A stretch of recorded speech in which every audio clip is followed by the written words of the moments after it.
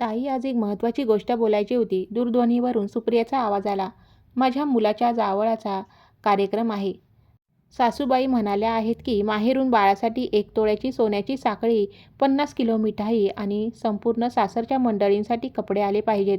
स्वयंपाकघरात भाजी चिरणाऱ्या तिच्या वहिनीचे, अंकिताचे हात क्षणभर थबकले. तिला वाटले की आपल्या ऐकण्यात काहीतरी चूक झाली असावी. तिने सुरी बाजूला ठेवली आणि हळूच विचारले, "दीदी, तुम्ही काय म्हणताय?" सुप्रिया अगदी सहजतेने पुन्हा म्हणाली, "हो ग अंकिता, अहो सासूबाईंनी स्पष्ट सांगितले आहे की पहिल्या नातवंडाचे जावळ आहे. माहेरून उत्तम सोन्याची साखळी, मिठाई आणि कपडे आलेच पाहिजेत. मी आधीच सांगून ठेवते, नंतर म्हणू नका की सांगितले नव्हते." अंकिताने एक खोल श्वास घेतला आणि शांतपणे म्हणाली, "दीदी, कार्यक्रम तुमच्या मुलाचा आहे, तर सोन्याची साखळी तुम्हीच बनवा ना. जावळाच्या निमित्ताने माहेरच्या माणसांना असं अडचणीत टाकणं योग्य आहे का?" फोनवर काही क्षण शांतता पसरली. नेहमी हसून बोलणारी, शांत स्वभावाची वहिनी आज असा थेट विरोध करेल याची सुप्रियाला अजिबात अपेक्षा नव्हती. पुढच्या क्षणी तिचा स्वर बदलला. "काय अर्थ आहे तुझ्या बोलण्याचा? मी माझ्याच माहेरच्यांकडे हक्काने मागतेय. कोणावर उपकार तर करत नाही ना?" अंकिताने धीराने उत्तर दिले, "दीदी, माहेर हे आई-वडिलांचे घर असतं. कोणता खजिना नाही. मुलीचा हक्क माहेरच्या प्रेमावर असावा. त्यांच्या आयुष्यभराच्या कमाईवर किंवा पेन्शनवर नाही." "फार मोठा ज्ञानदीप लावायला लागलीस तू," सुप्रिया चिडून म्हणाली. "ज्ञान नाही दीदी, सत्य सांगते. मुलासाठी सोन्याची साखळी बनवायची असेल तर ती आई-वडिलांची जबाबदारी आहे. आजी-आजोबा किंवा आबा-आजी आपल्या खुशीने जे देतील ते गोड मानून घ्यावं. पण असा दबाव आणून मागणं योग्य नाही." सुप्रियाचा पारा चढला होता. "वहिनी, तू विसरतेस की या घरात अजूनही माझ्या आईचा शब्द अंतिम असतो. आणि तुम्ही कदाचित हे विसरत आहात दीदी की सन्मान मागून मिळत नसतो, तो कमवावा लागतो." अंकिताच्या या वाक्यानंतर सुप्रियाने रागाच्या भरात फोन कट केला. अंकिता फोनकडे पाहत राहिली. तिचे मन अस्वस्थ झाले होते. तेवढ्यात मागून तिच्या सासूबाईचा, मंगलाताईंचा आवाज आला. "कोणाचा फोन होता ग सुने? सुप्रिया काय म्हणत होती?" अंकिताने काहीही न लपवता सर्व काही खरे खरे सांगून टाकले. हे ऐकताच मंगलताईंचा चेहरा रागाने लाल झाला. "मग यात चुकीचं काय आहे? सुप्रियाने आपल्या बाळाच्या कार्यक्रमासाठी काही मागितले तर कोणता डोंगर कोसळला?" अंकिता म्हणाली, "आई, असं दबाव आणून मागणं चुकीचं आहे." "चुकीचं? स्वतःची मुलगी स्वतःच्या घरात हक्काने मागते तर ते चुकीचं झालं?" मंगलाताईंचा आवाज वाढला. "आमच्या वेळी मुली न सांगता सर्व काही घेऊन जायच्या. तेव्हाची वेळ वेगळी होती आई. आज बाबा निवृत्त झाले आहेत.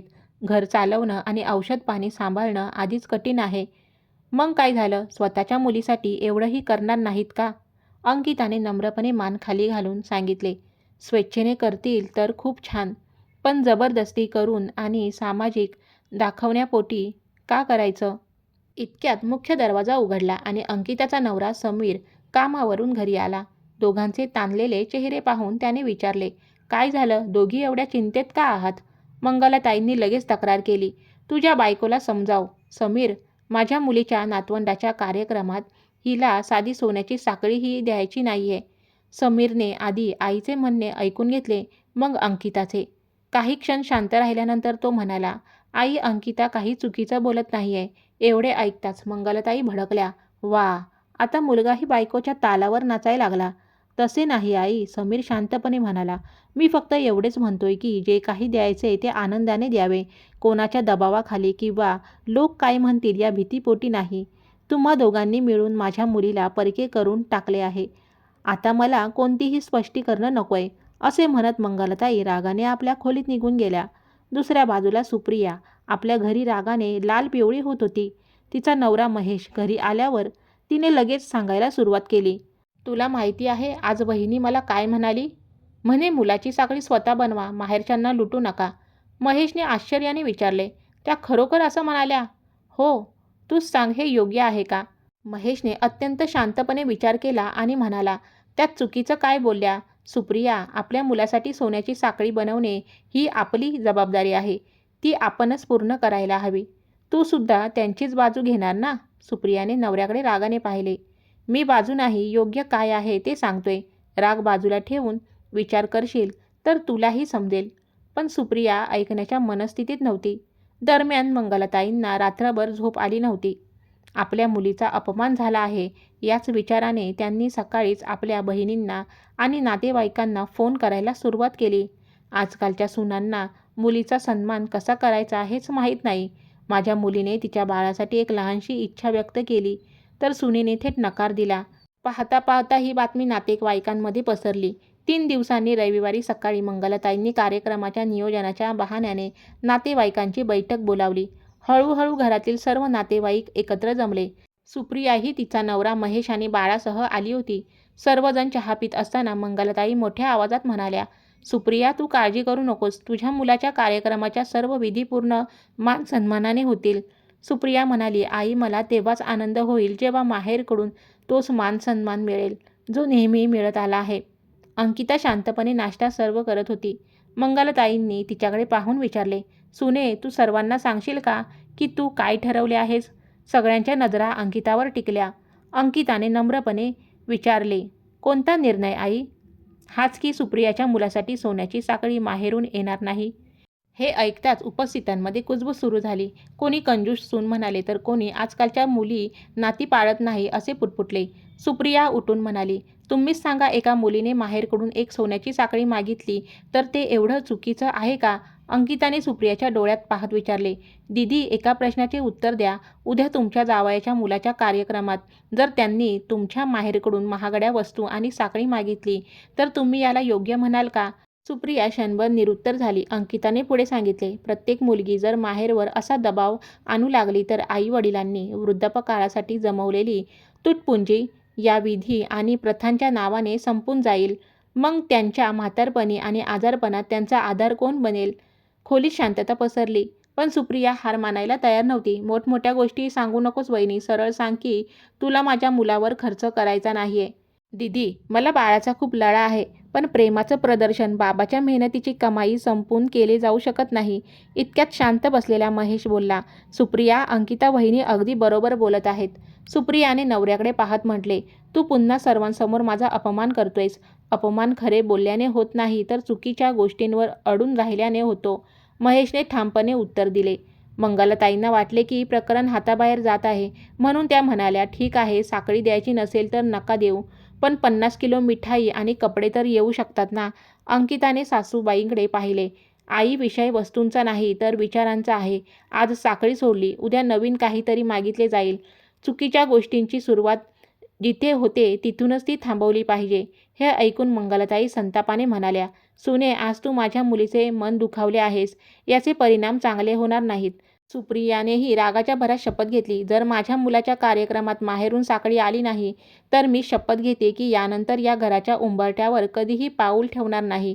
अंकिताने शांत स्वरात विचारले, दीदी, एक सांगा, जर आज मी तुम्हाला सांगितले की माझ्या मुलीच्या कार्यक्रमासाठी तुमच्या नवऱ्याकडून मला काही लाख रुपये द्या, तर तुम्ही द्याल का? काय मूर्खासारख्या गोष्टी करतेस तू? सुप्रिया भडकली. का दीदी, जर मागणं हेच नात्यांचा आधार असेल तर मग प्रत्येक नातं देवाणघेवाणीवरच चालावं ना? अंकिताच्या या तर्कावर सुप्रिया शांत झाली. तिने महेशकडे पाहिले. चल महेश, निघूया इथून.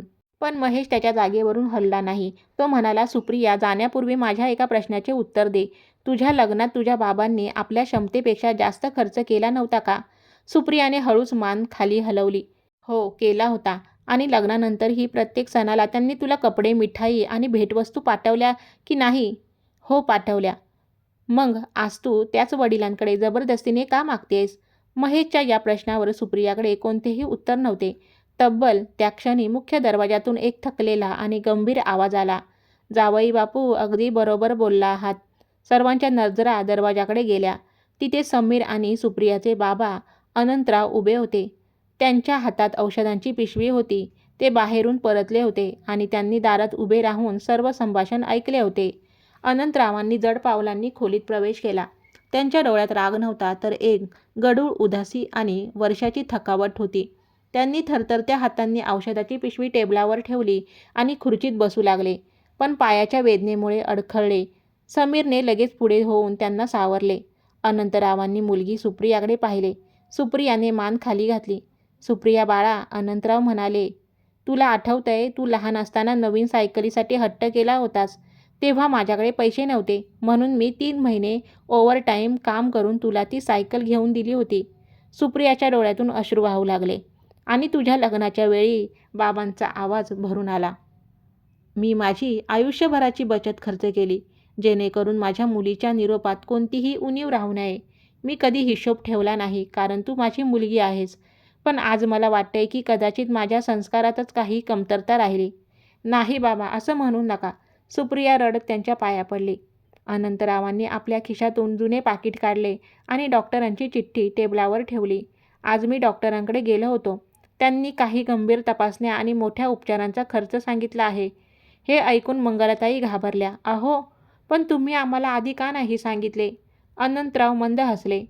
सांगून काय करणार मंगला? विचार केला, आधी नातवाच्या कार्यक्रमाचा खर्च पूर्ण करतो, मग स्वतःचा आजार पाहीन. पूर्ण खोलीत स्तब्धता पसरली. सुप्रियाचे मन खट्टू लागले. तिने कापत विचारले, बाबा तुम्ही खरंच माझ्या मुलासाठी साखळी बनवणार होतात? हो बाळा, पण माझ्याकडे पैसे नव्हते म्हणून विचार केला होता की तुझ्या आईचे जे 2 सोन्याचे बांगड्या उरल्या आहेत त्या विकून टाकेन. हे ऐकताच मंगलताईच्या पायाखालची जमीन सरकली. माझ्या बांगड्या? ती तर माझ्या माहेरची शेवटची आठवण आहे. हो मंगला, तीच आठवण, पण मुलीच्या हट्टापुढे मला तोच शेवटचा मार्ग दिसत होता. अनंतरावांनी सुस्कारा सोडला. सुप्रिया ढसाढसा रडू लागली आणि वडिलांना घट्ट मिठी मारली. बाबा मला माफ करा. मला कल्पना नव्हती की माझ्या एका हट्टासाठी तुम्ही एवढा मोठा त्याग करायला निघाला होतात. अनंतरावांनी तिच्या डोक्यावरून हात फिरवला.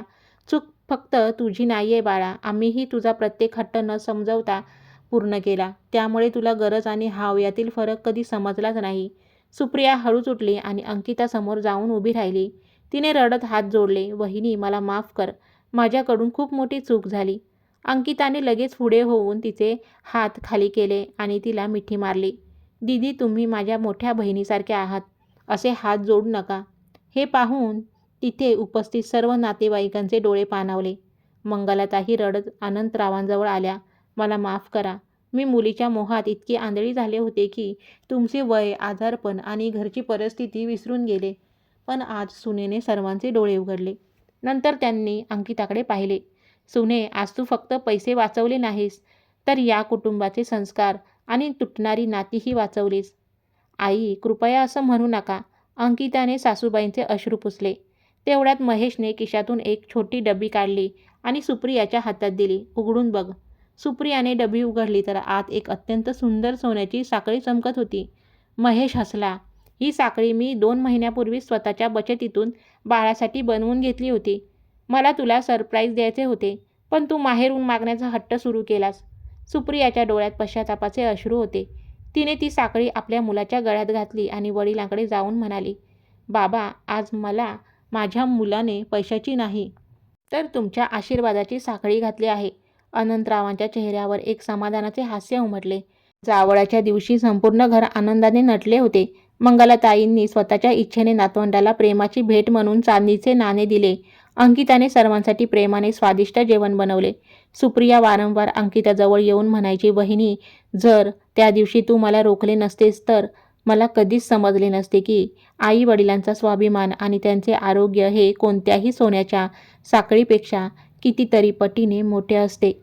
तर मित्रांनो, मुली या माहेरचा मान असतात. त्यांच्यावर ओझे किंवा हक्क गाजवणारे माध्यम नाही. माहेरकडून आपल्या इच्छा जबरदस्तीने पूर्ण करून घेणे म्हणजे प्रेम नाही, तर तो स्वार्थ आहे. आई वडिलांचा आशीर्वाद आणि त्यांचा स्वाभिमान हाच मुलीसाठी सर्वात मोठा दागिना असतो. नात्याचे सौंदर्य परस्पर समज आणि आदर जपण्यात आहे.